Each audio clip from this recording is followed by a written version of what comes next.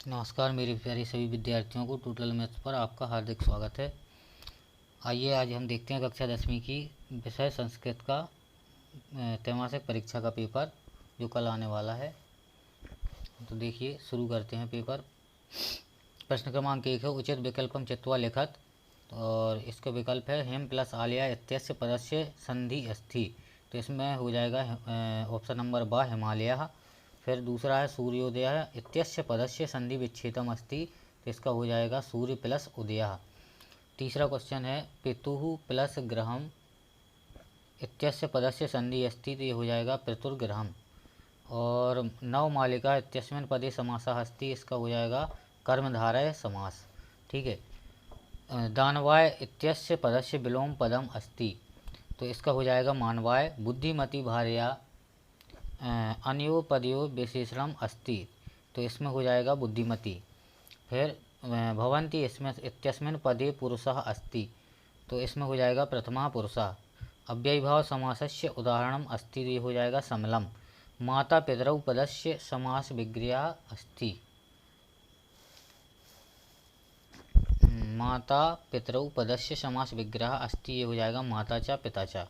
अधोलिखितेषु अव्ययम अस्ति। तो इसमें हो जाएगा ऑप्शन नंबर आ चा। ठीक है। इसके बाद क्वेश्चन नंबर 2 देख लेते हैं। प्रश्न क्रमांक 2 है उचित विकल्पम चित्वा लिखत। इसमें भी पठित्वा इत्यस्मिन् पदे प्रत्यय अस्ति। क्या हो जाएगा कित्वा। फिर तुमुन प्रत्ययुक्तम पदम अस्ति। तो ये हो जाएगा हसितुम। अनियर प्रत्ययुक्तम पदम अस्ति। तो ये हो जाएगा करणीयम। और बालिका इत्यस्मिन् पदे प्रत्यय अस्ति। तो इसमें हो जाएगा ऑप्शन नंबर 8 टाप। ठीक है। इसके बाद क्वेश्चन नंबर 5 अत्र जीवितम कीदृशम जातम। तो ये हो जाएगा दुर्वहम। ठीक है। फिर सर्वदा सर्व कार्येषु का बलवती। तो इसका ऑप्शन नंबर सा बुद्धि। फिर क्वेश्चन नंबर 7 सदा कह पथ्य। तो इसका आंसर हो जाएगा बा व्यायामः। ठीक है। इसके बाद क्वेश्चन नंबर 3 देखते हैं। इसमें भी विकल्प लिखना है हमें। वनम इत्यस्य पदस्य पर्यायः भवति। तो इसका ऑप्शन नंबर ब हो जाएगा काननम। फिर कुटिलम इत्यस्य पदस्य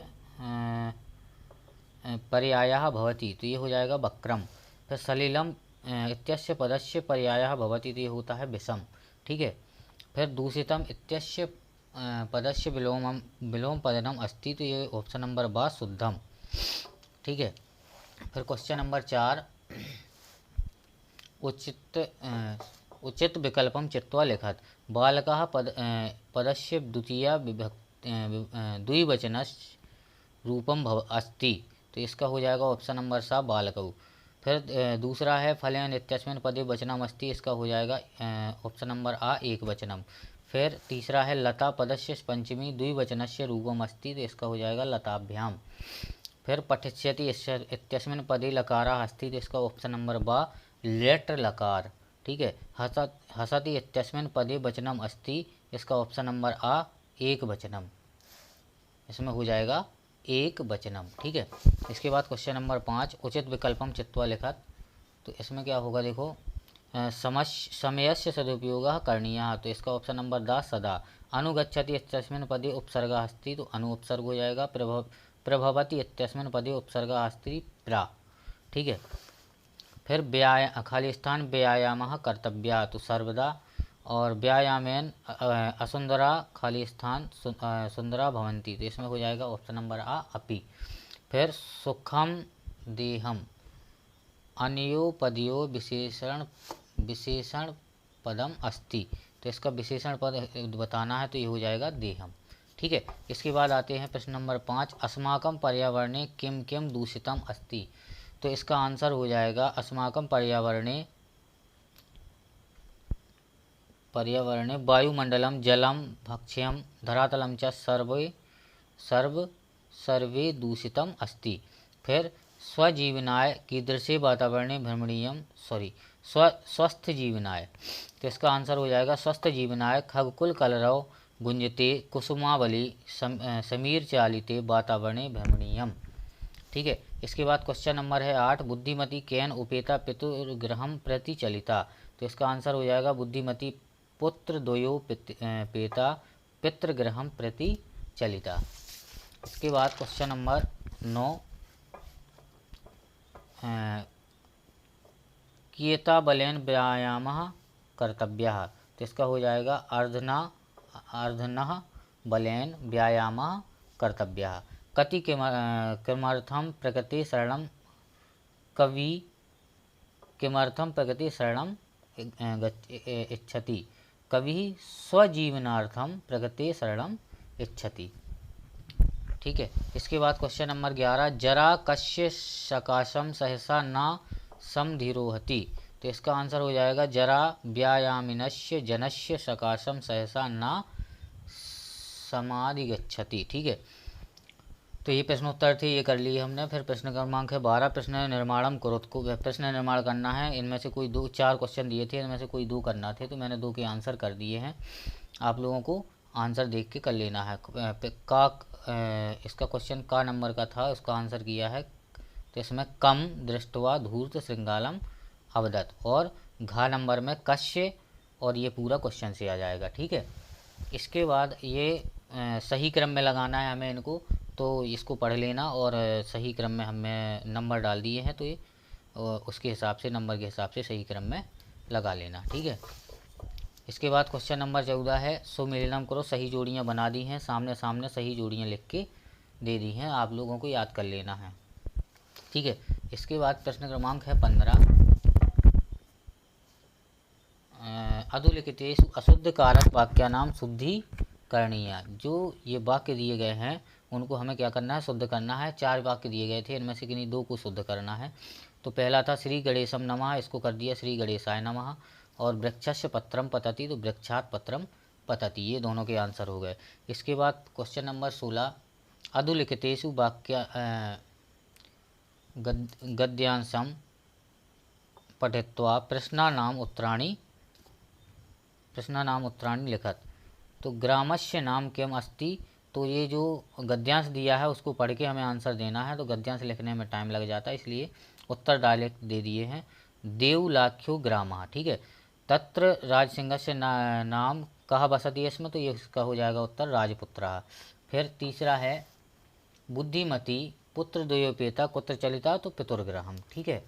इसके बाद अगला क्वेश्चन है क्वेश्चन नंबर 17, अधोलिखितम पद्यांशम। इसमें पद्यांश को पढ़ के उत्तर देना था, तो क्वेश्चन के आंसर दे दिए हैं। भ्रंशा दूषितम किम अस्ति, तो ये हो जाएगा वायुमंडलः। फिर दूसरे का उत्तर धरातलम कीदृशम अस्ति, तो ये कुत्सित वस्तु मिश्रितम समलम धरातलम अस्ति। फिर तीसरा क्वेश्चन है कीदृशम जलम नास्ति, तो ये हो जाएगा निर्मलम। ठीक है। इसके बाद अधोलिखितानाम पदानाम अर्थः किम। इन लोगों के इन जो पद दिए गए हैं, इनके सामने कोष्टक में कुछ शब्द दिए गए हैं, तो उनमें से चुन के हमें इनके अर्थ बताना थे। इनमें से कोई 3 करना है। 4 या 5 क्वेश्चन थे, तो उसमें से 3 करना है, तो 3 हमने कर दिए हैं। ददर्श का दृष्टवान हो जाएगा, जगात का अकथयत हो जाएगा, ययऊ का गतवान हो जाएगा। ठीक है। इसके बाद ये कुछ शब्द दिए गए थे ऊपर, उनसे खाली स्थान भरना थे, इसमें से कोई 3 करना थे, तो 3 हमने भर दिए हैं। पहले में एव भर दिया, दूसरे में सदृश और तीसरे में सहसा। प्रश्न पत्री समागतान श्लोकान विहाय पाठ्यपुस्तकात् श्लोक द्वयम लिखत। कोई 2 श्लोक लिखना है जो पाठ्यपुस्तक से कोई 2 श्लोक लिखना है जो इस प्रश्न पत्र में ना आए हों। तो ये 2 श्लोक ये डाल दिए गए हैं, ये आप लोग लिख सकते हैं। ठीक है। उसके बाद क्वेश्चन नंबर 21 है, स्वप्रचारस्य प्रति अवकाशार्थम एकम प्रार्थना पत्रम संस्कृति लिखत। तो इसमें क्या है कि छुट्टी के लिए प्रार्थना पत्र लिखना है, अवकाश के लिए प्रार्थना पत्र लिखना है, तो ये भी लगा दिया गया है, आप लोग देख के लिख सकते हैं। ठीक है। इसके बाद क्वेश्चन नंबर है 22, इसमें अपठित गद्यांश को पढ़ के हमें उसके उत्तर देना है। ठीक है। तो इसके पहला क्वेश्चन था अस्य गद्यांशस्य शीर्षकम लिखत। तो इसका शीर्षक लिखना था, तो इसका शीर्षक हो जाएगा सज्जना नाम संगति महत्वम। ठीक है। फिर दूसरा क्वेश्चन है केन जनः सज्जना भवति। तो इसका आंसर हो जाएगा सज्जना नाम संसर्गेण जनः सज्जना भवति। ठीक है। इसके बाद क्वेश्चन इसी का तीसरा क्वेश्चन है सौ समुन्नतिम इच्छता जनेन किम करणीय। तो ये इसका आंसर हो जाएगा, जो गद्यांश है उसकी सबसे लास्ट वाली लाइन है इसका आंसर। ठीक है। तो गद्यांश से देख के भी लिख सकते हैं। फिर उसके बाद है चौथा क्वेश्चन, दुर्जना शब्दस्य विलोम पदम लिखा। तो दुर्जना का विलोम पद लिखना है तो हो जाएगा सज्जना। ठीक है। इसके बाद इसमें संस्कृत भाषा में किसी 4 विषय दिए गए थे, किसी एक पे निबंध लिखना है। तो इसमें संस्कृत भाषायाः महत्वम। ठीक है, संस्कृत